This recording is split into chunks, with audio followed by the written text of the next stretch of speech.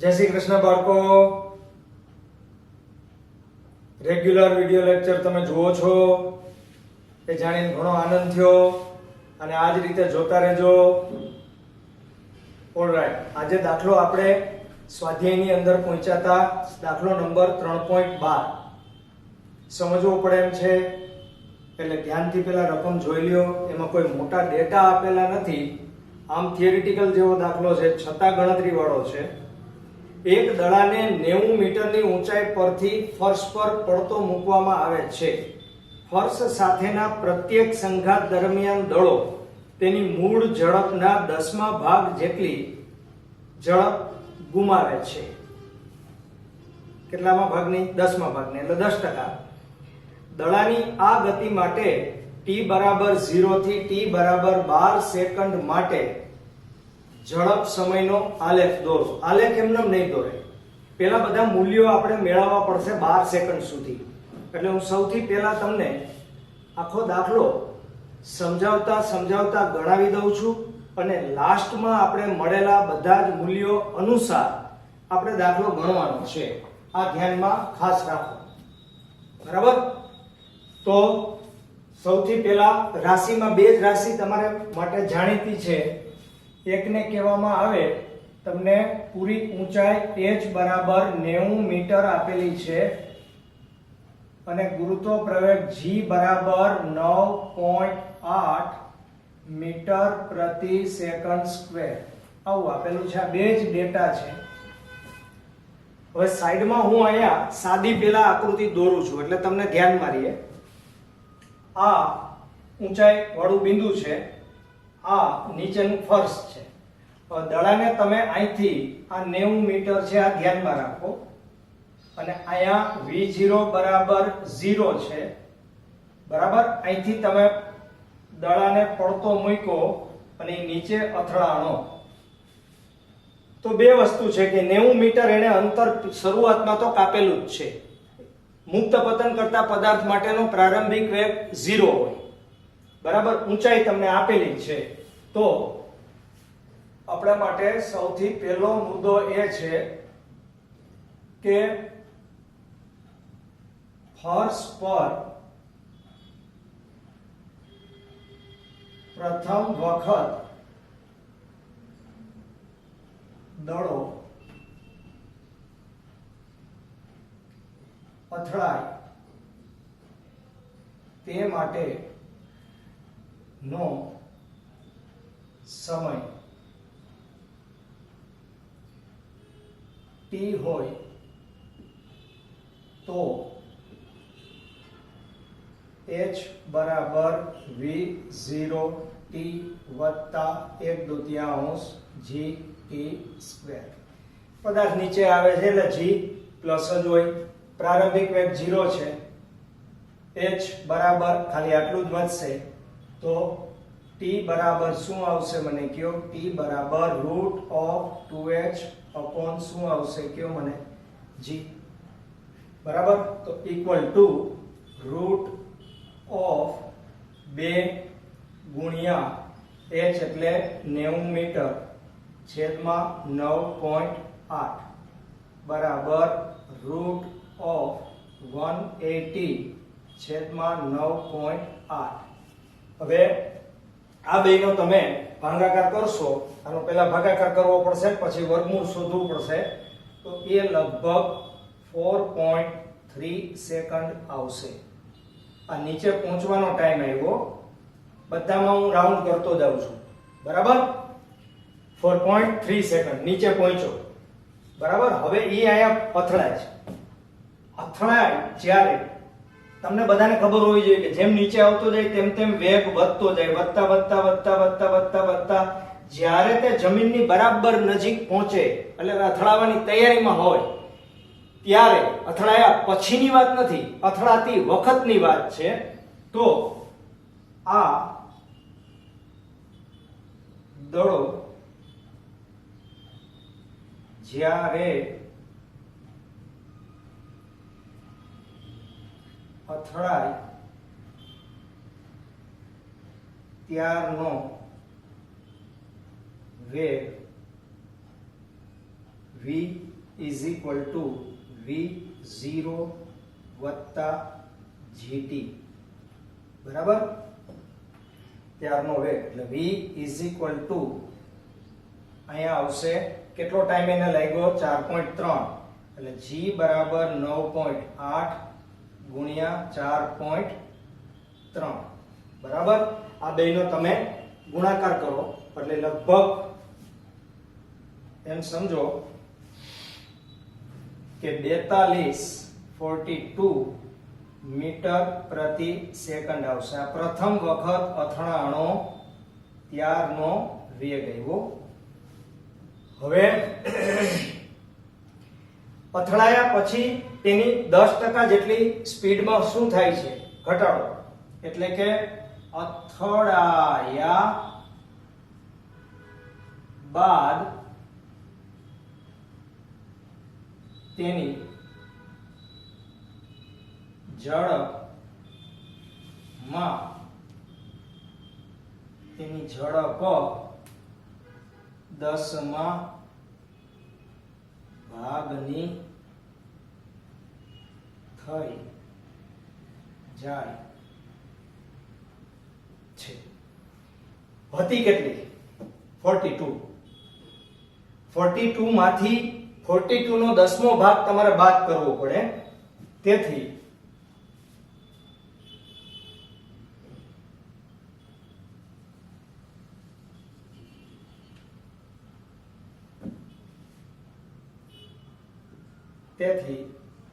અથડાયા પછી નો વેગ, અથડાયા પછીનો વેગ આપણે એને v ડેશ નામ આપી દઈએ તો એના બરાબર 42 માંથી 42 નો 10મો ભાગ બાદ કરવો પડે. એટલે કે 42 માઈનસ 4.2 એટલે લગભગ 37.8 ms માઈનસ 1 તમારી અથડાયા પછીની ઝડપ આવી. હવે અથડાઈ તો ગયો અને અથડાણા પછી એની સ્પીડમાં શું થયો? ઘટાડો. એટલે રિટર્ન જાતી વખતે પાછી એની સ્પીડ 42 હોવી જોઈએ, એને બદલે 42 ને બદલે કેટલી થઈ ગઈ? 37.8.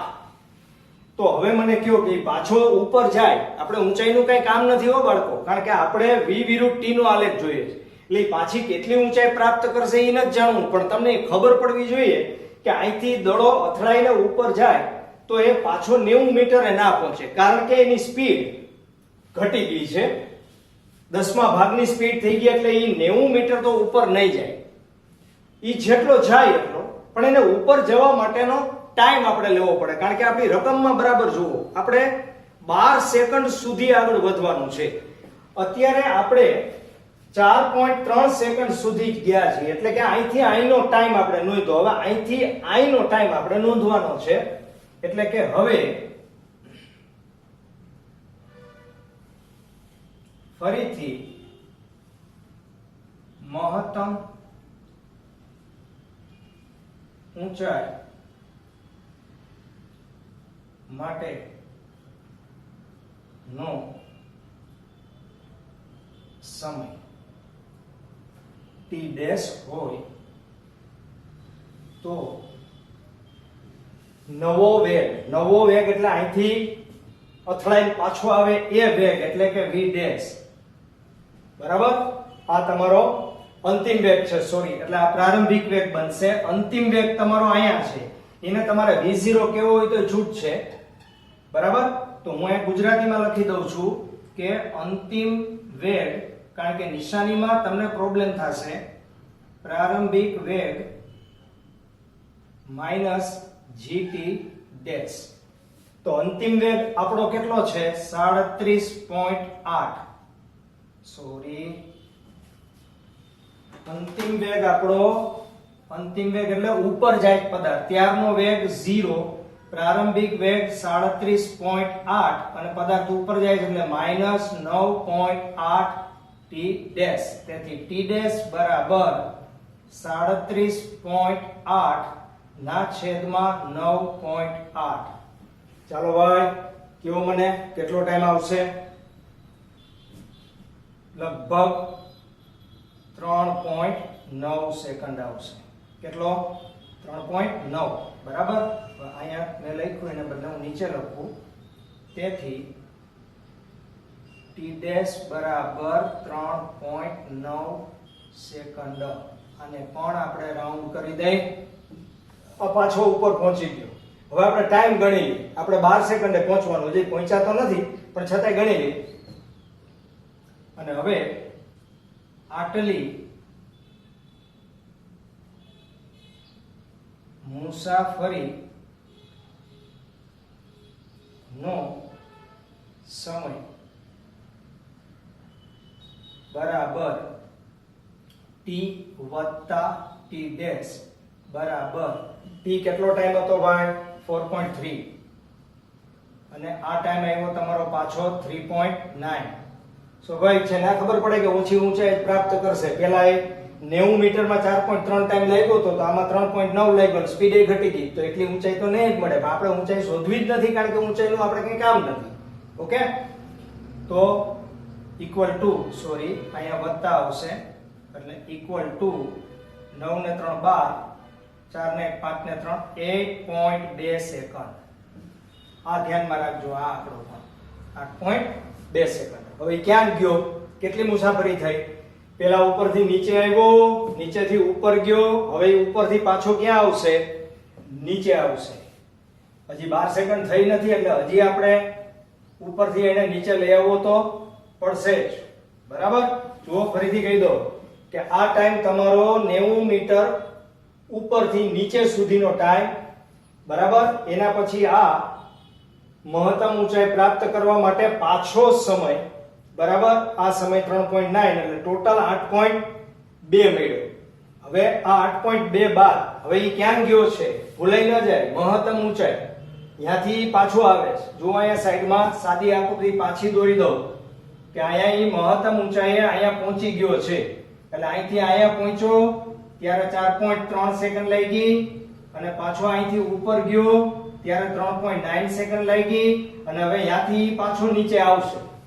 તો પાછું આની જેમ જ આપણે કામ કરવું પડશે. હવે તમારી પાસે વેગ તો ખબર છે કે અથડાતી વખતે તેનો વેગ અહીંયા કેટલો હશે? અંતિમ વેગ જેટલો અહીંથી ઉપડતી વખતે હતો.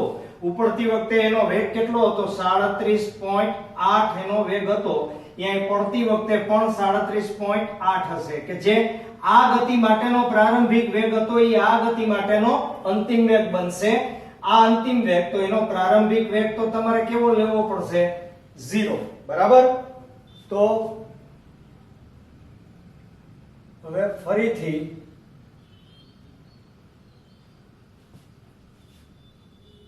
ફર્શ પર પહોંચવા માટે લાગતો સમય t ડેશ તો આપણે કરી દીધું છે. t ડબલ ડેશ હોય તો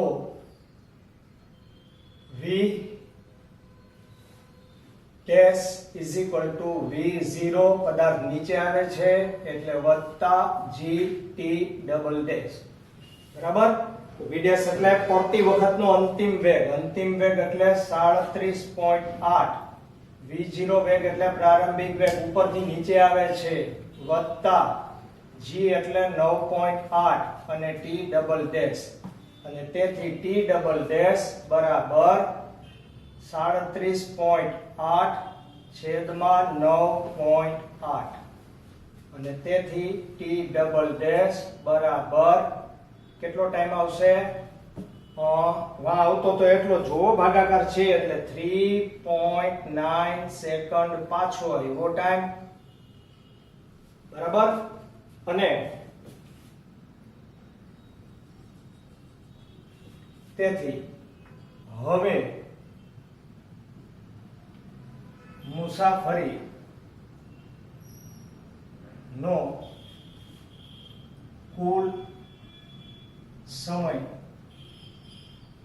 બરાબર ત્રણેય ટાઈમનો સરવાળો અથવા બેનો તો આપણે કરી નાખ્યો છે, એની હારે તમે કરી નાખો તો વાંધો નથી. 8.2 સેકન્ડ વત્તા પાછી 3.9 સેકન્ડ બરાબર, એટલે 9 ને 2 11, 1 8 ને 1 9 ને 3 12, 12.1 સેકન્ડ. બસ પૂરું થઈ ગયું. આ આપણું અત્યારે કામ પૂરું થઈ ગયું. આપણે 12 સેકન્ડ સુધી જ આવવાનું હતું, કારણ કે દળો છે એ તો ઉપરથી નીચે, નીચેથી ઉપરથી, નીચેથી ઉપરથી, નીચેથી ઉપરથી, નીચેથી હાઈલા જ રાખશે અને ધીમે ધીમે એની હાઈટ ઘટતી જશે ને એક ટાઈમે તે જમીન ઉપર પડ્યો રહેશે. પણ આપણે એમને ઘરે ન જ રાખવાનું. આપણે આ કામ 12 સેકન્ડ સુધી કરવાનું છે. રાઈટ? હવે તમે જેટલા આંકડા મેળવેલા છે એને વેગ વિરુદ્ધ સમયના આલેખમાં આપણે દોરીને દર્શાવવાના છે. તો એ આલેખ હું દોરી દઉં છું. ઓકે, જુઓ બાળકો, આલેખ મેં વ્યવસ્થિત દોરી આપેલો છે, પણ એનું સંયુગ્મન દાખલા સાથે થવું જોઈએ. એટલે દાખલાના જવાબ અને એની ગતિ આ બે નો સંગમ થવો જોઈએ. જુઓ, આ અત્યારે વેગ આમ વધે, ધ્યાન એટલું જ રાખજો કે વેગ આમ વધે. વેગ આમ વધે એટલે તમે આલેખમાં v વિરુદ્ધ t ના આલેખમાં ઉપર જતા જાવ તેમ તેમ તમે તળિયા તરફ જતા જાવ છો. એટલે અહીંથી તમે તળિયા તરફ જાવ છો એટલે મેં શું લખ્યું છે? અધો દિશાની ગતિ છે આ.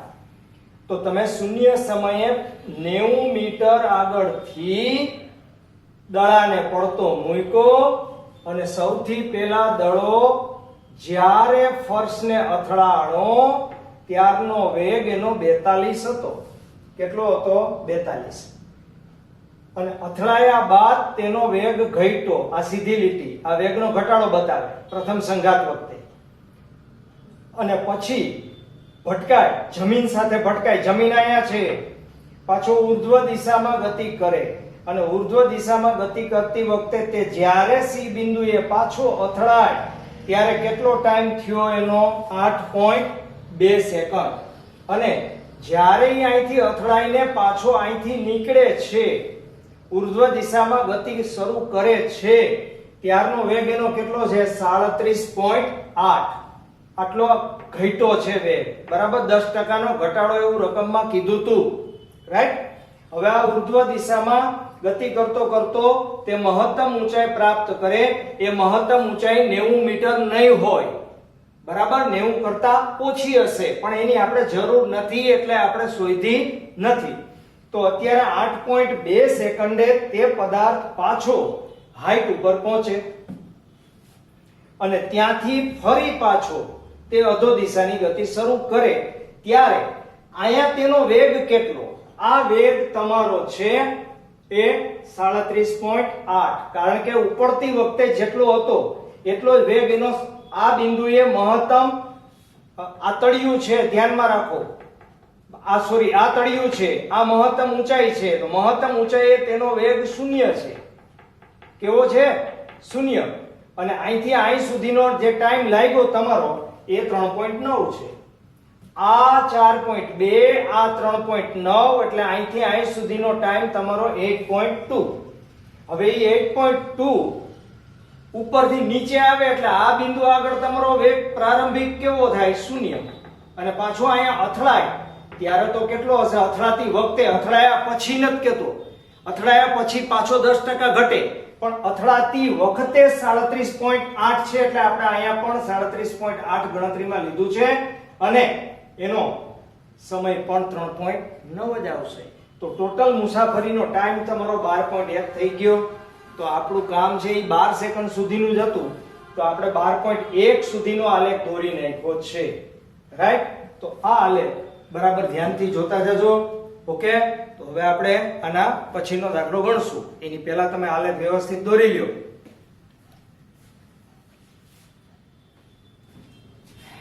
યસ બાળકો, સ્વાધ્યાય દાખલો 3.13 સિમ્પલ છે એકદમ, છતાંય લખી દઉં છું. બરાબર, જુઓ, A અને B બે ઉદાહરણ આપીને સ્પષ્ટ તફાવત કરો.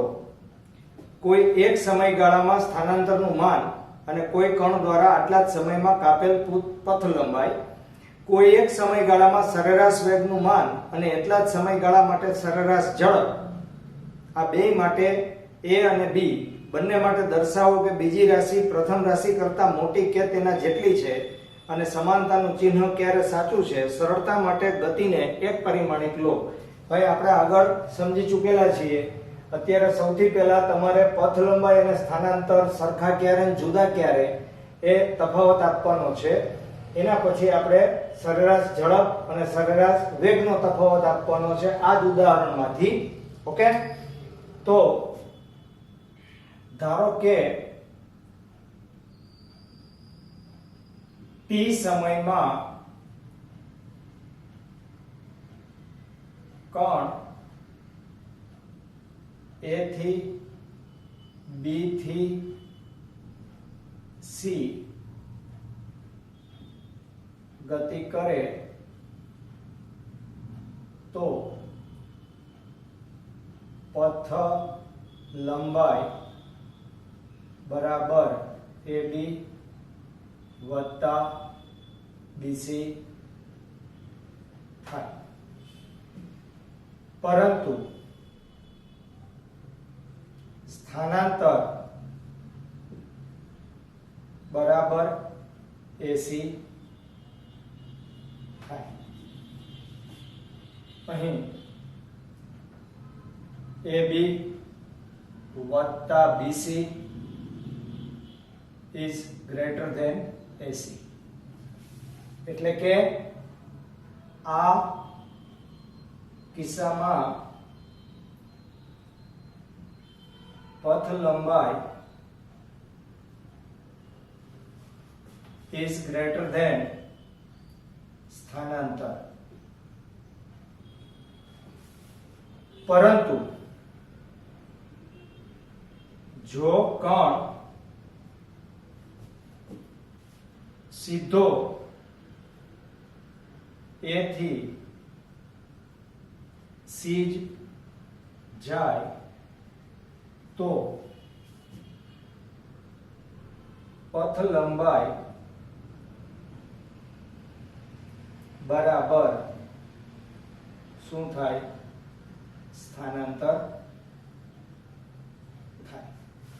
તો પથ લંબાઈ અને સ્થાનાંતર સરખા થાય પણ સ્થાનાંતર કોઈ દી મોટું ન થાય. એટલે આપણે એમ કહી શકીએ કે પરિણામ શું એનું પરિણામ શું? તો કે એનું પરિણામ એટલું જ કે પથ લંબાઈ છે is greater than or equal to શું થાય? સ્થાનાંતર થાય. બરાબર? આ પહેલો કેસ હતો. એના પછી આપણે બીજો કેસ લેવાનો છે વેગ અને ઝડપ માટે. બરાબર? તો B માટે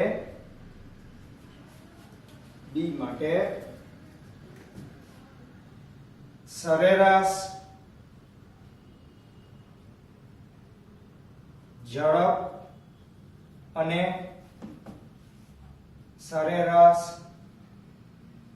વેગ નો તફાવત. બરાબર? તો હવે ઉપરના જ ઉદાહરણમાંથી આપણને ખબર પડવી જોઈએ કે સરેરાશ ઝડપ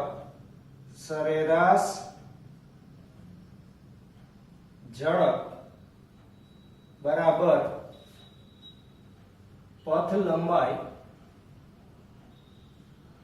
છેદમાં સમય બરાબર AB વત્તા BC છેદમાં T. તથા આ જ કેસમાં સરેરાશ વેગ બરાબર સ્થાનાંતર ના છેદમાં સમય ઇક્વલ ટુ સ્થાનાંતર ડાયરેક્ટ થશે AC ના છેદમાં T. બરાબર?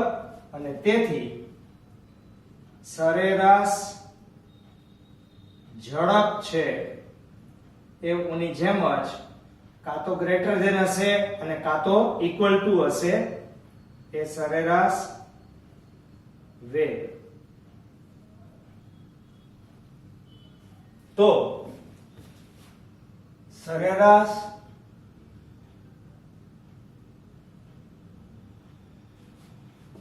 ઝડપ અને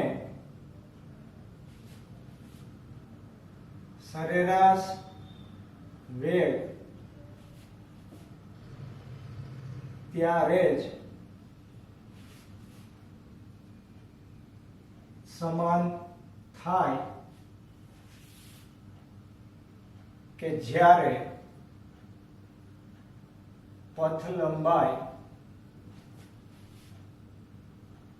બરાબર શું હોય? સ્થાનાંતર હોય.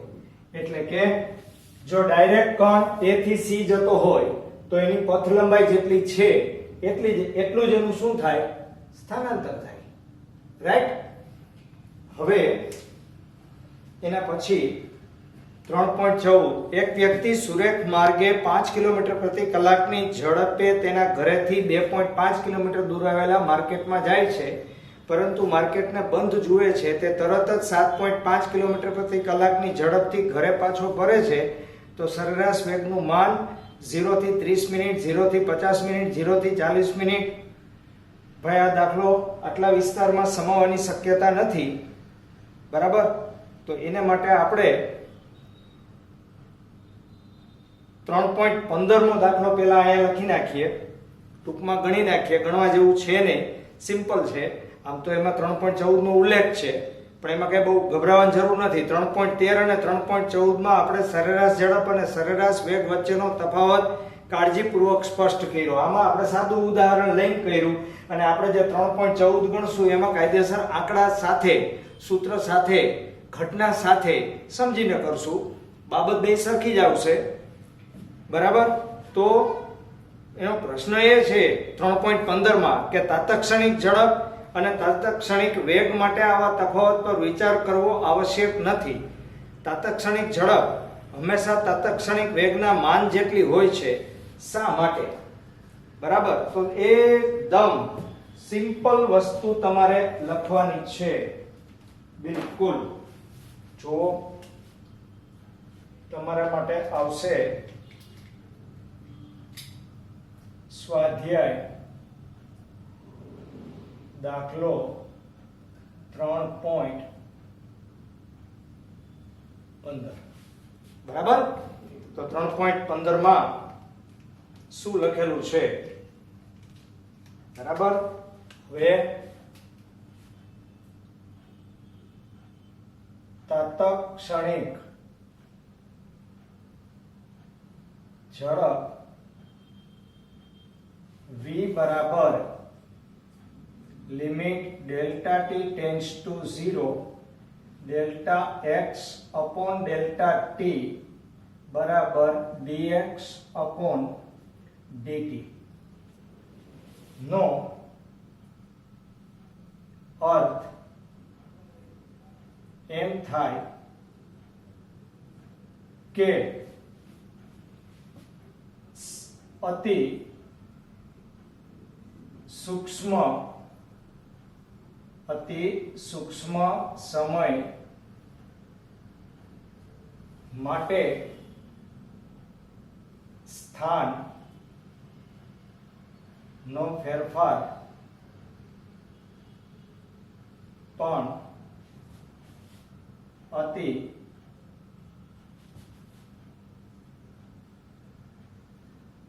સૂક્ષ્મ હોય. આ સંજોગોમાં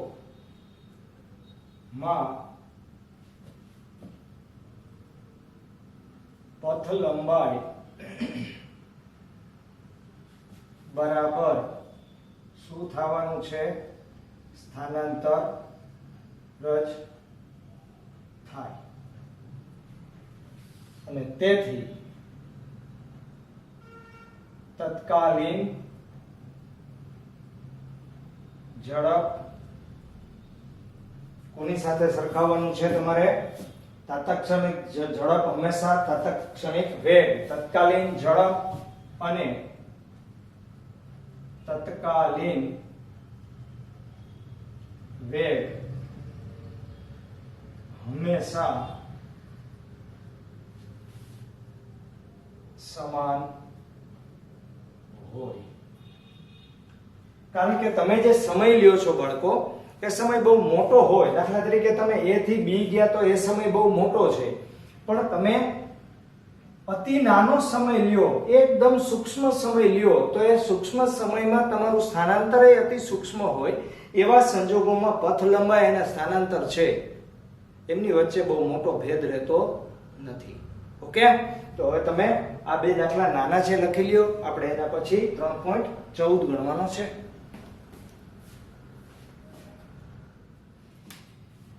યસ બાળકો, 3.14.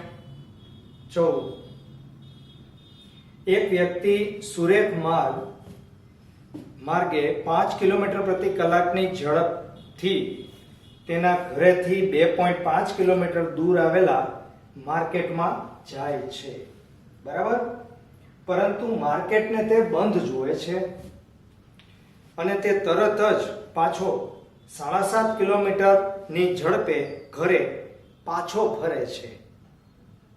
હવે 7.5 કિલોમીટર પ્રતિ કલાકની ઘરે પાછો આવે છે, પણ આપણે એમ ન કહી શકીએ કે આટલી ઝડપથી કેટલા સમયમાં પહોંચ્યો હશે. એ આપણે શોધવું પડે. બરાબર? અચ્છા, પ્રશ્ન શું છે? તો કે સરેરાશ વેગનું માન, એટલે વેગ તો આપણે શોધવાનો જ છે, પણ કયા સમયગાળા માટે? તો કે 0 થી 30 માટે, 0 થી 50 માટે, 0 થી 40 મિનિટ માટે વ્યક્તિની સરેરાશ ઝડપ કેટલી હશે?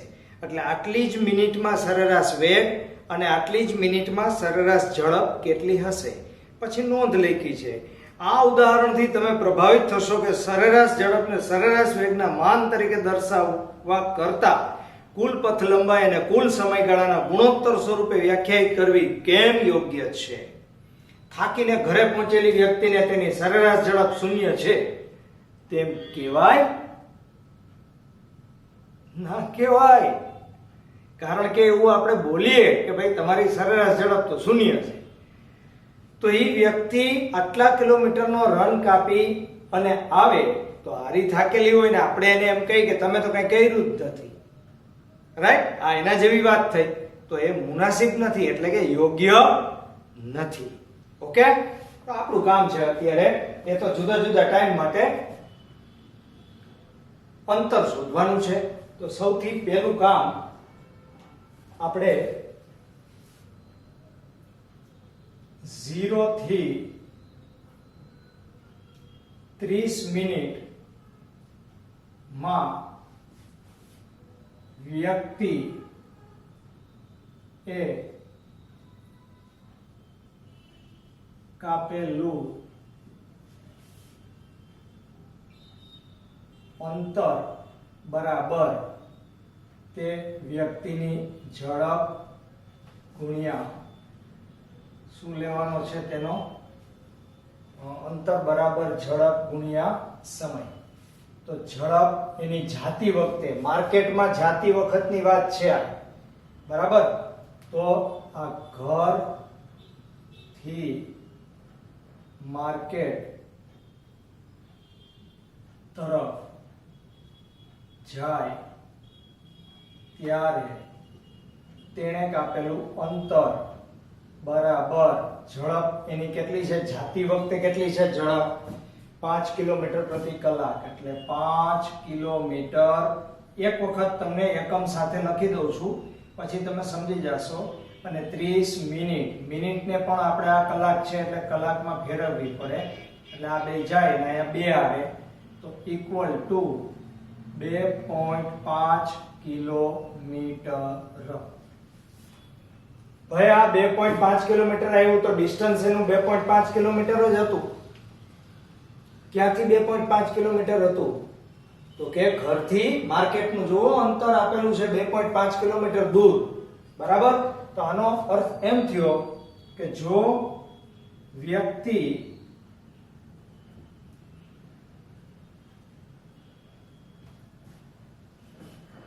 સુરેખ માર્ગે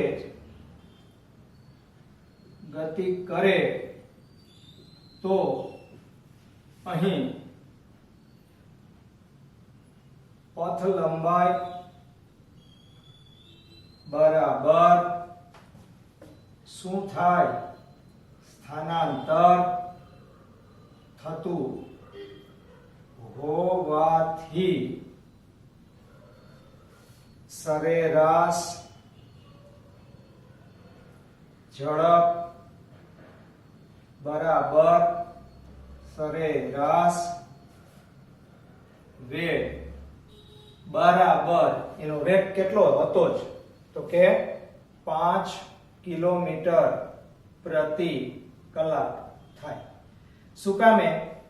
કારણ કે આ વન વે છે, ઘરથી માર્કેટ 2.5 કિલોમીટર, 2.5 કિલોમીટરનું અંતર, આ અંતર માટેનો સમય 30 મિનિટ. તો એની સરેરાશ ઝડપ અને સરેરાશ વેગ બે સમાન થશે, પણ આ પ્રથમ 30 મિનિટ માટે જ પોસિબલ બનશે. હવે તમે સેકન્ડ ઓર્ડર માટે વિચારો. સેકન્ડ માટે શું થશે? સેકન્ડમાં કઈ ક્યાંથી ક્યાં લેવાનું છે મને કયો? 0 થી 50. 0 થી 50 મિનિટ માટે તો જુઓ ધ્યાનથી કે એમાંથી પ્રથમ 30 મિનિટમાં તે ક્યાં પહોંચે છે? માર્કેટ પહોંચે છે. હવે 30 મિનિટ તો એને પહોંચતા જ થઈ 2.5 કિલોમીટર અંતર કાપીને, તો પાછળ બચી કેટલી મિનિટ? 20. તો એ 20 મિનિટ માં પાછો ઘર તરફ નીકળે છે. હવે પહોંચ્યો કે નથી પહોંચ્યો એ નથી ખબર હો. હવે એને કાપેલું અંતર કેટલું? તેથી આ 20 મિનિટ માં કાપેલું અંતર ઘર તરફ હો, કાપેલું અંતર બરાબર તેની ઝડપ રિટર્નમાં કેટલી હતી અને ગુણ્યા એનો સમય. બરાબર? તો એની ઝડપ રિટર્નમાં તો એક સરખી જ હતી, કેટલી વધારે હતી, એટલે કે 7.5 ગુણ્યા 10 નહીં પણ 20 મિનિટ એટલે 20/60 એટલે આ બે ગયા અને 3 આવશે તો ઇક્વલ ટુ 2.5 કિલોમીટરનું અંતર કાપશે. એલા ભાઈ એ જાતા 2.5 કિલોમીટર હતું તો વળતા 2.5 કિલોમીટર જ અંતર આવ્યું, પણ એને માટેનો ટાઈમ કેટલો? 20 મિનિટ. શું કામ? કારણ કે એની સ્પીડ જાતી વખતે માત્ર 5 હતી, જ્યારે વળતી વખતે 7.5 છે. તો આનો મીનિંગ શું થાય? આનો મીનિંગ શું થાય કે અત્યારે તમારી પથ લંબાઈ કેટલી થઈ? તો કે જાવા ટોટલ પથ લંબાઈ હો, કાપેલું ટોટલ અંતર જાવાના 2.5 કિલોમીટર, આવવાના 2.5 કિલોમીટર બરાબર 5 કિલોમીટર ટોટલ પથ લંબાઈ થઈ. અને એનું સ્થાનાંતર કેટલું થયું? ભાઈ જાતી વખતનું અંતર પ્લસ 2.5 અને વળતી વખતનું માઈનસ 2.5 બરાબર 0.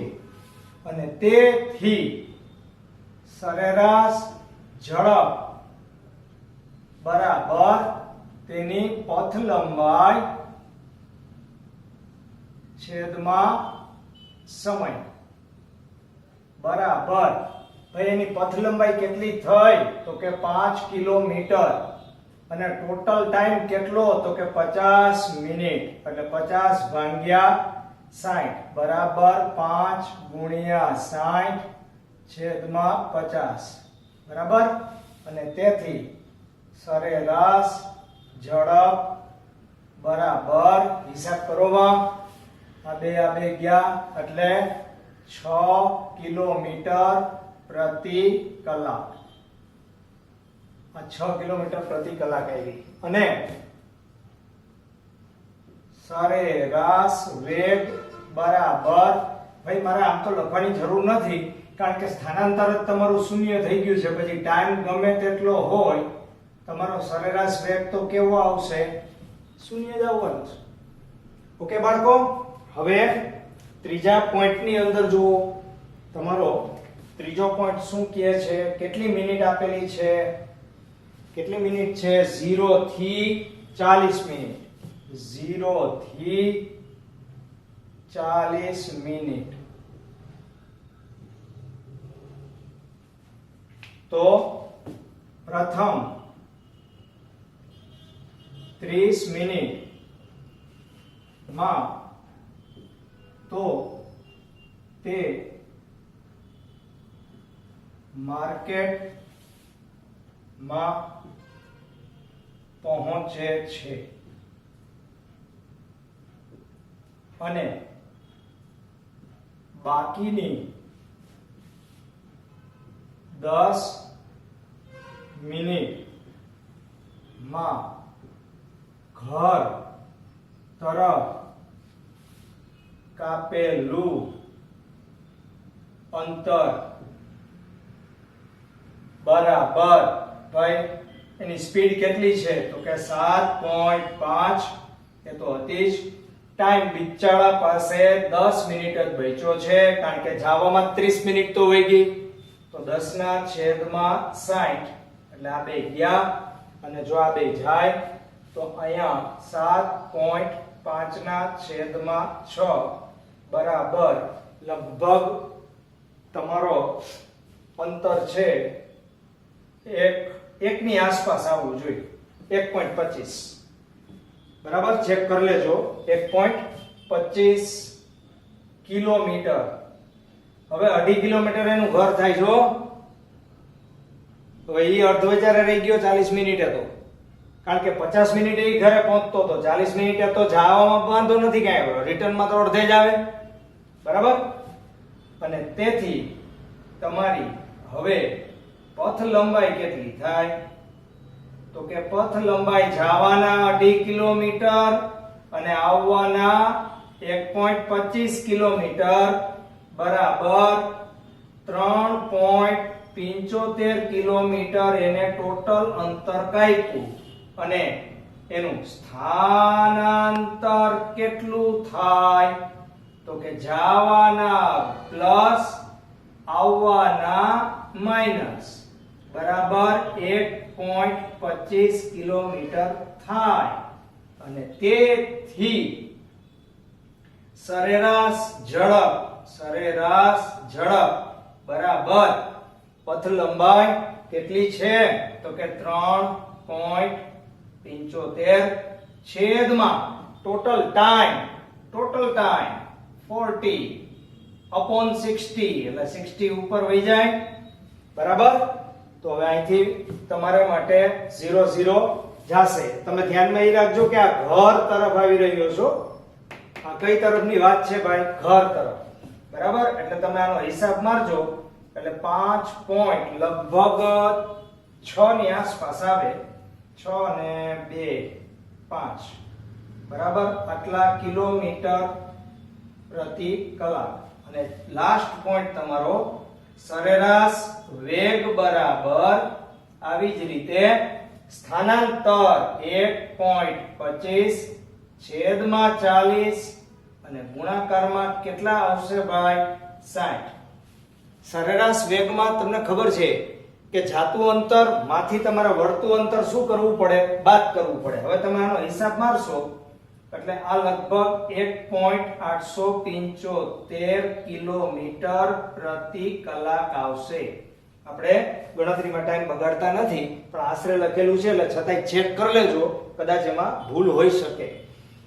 હવે આના ઉપરથી શું નક્કી થયું કે તમે જ્યારે સરેરાશ વેગ તમારો શૂન્ય થાય ત્યારે એમ તો ના કહેવાય કે સરેરાશ વેગના મૂલ્યને સરેરાશ ઝડપ કહેવાય.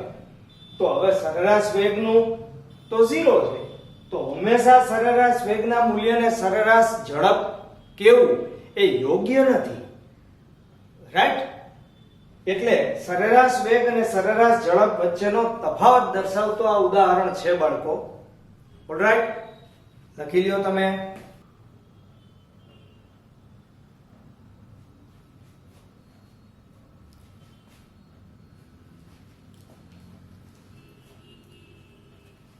ચાલો બાળકો, જય શ્રી કૃષ્ણ.